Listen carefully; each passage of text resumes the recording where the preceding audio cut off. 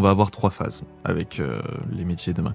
On va avoir une première phase où en fait le marché va commencer un peu à stagner. On va arrêter de recruter massivement parce qu'on va voir que ChatGPT peut, automatiser pas mal de tâches et cetera. Donc effectivement, je pense que ça va impacter en premier lieu les jeunes. Et là, un exemple très concret, moi demain, je viens de finir ma licence, je vais faire ensuite un master, je voudrais travailler dans un cabinet d'avocats et en fait, je vais être une petite main d'avocat donc faire les manuscrits, les synthèses, aller chercher la jurisprudence, mais tout ça, ChatGPT le fait mieux que moi et plus rapidement, tu vois? Donc quelle est ma valeur ajoutée là-dedans? Donc pour tous les jeunes qui vont rentrer sur le marché du travail, je pense que ça va être très compliqué parce qu'on va être sur une phase de stagnation. Ensuite, il y a une deuxième phase.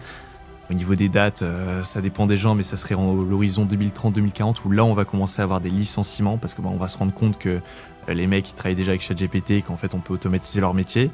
Et ensuite, une troisième phase, et là, c'est Sam Altman qui en a parlé, que dans les années à venir, on pourrait même avoir des boîtes à plus d'1 milliard de valorisation et avec juste le patron et tout le reste serait entièrement fait par l'intelligence artificielle.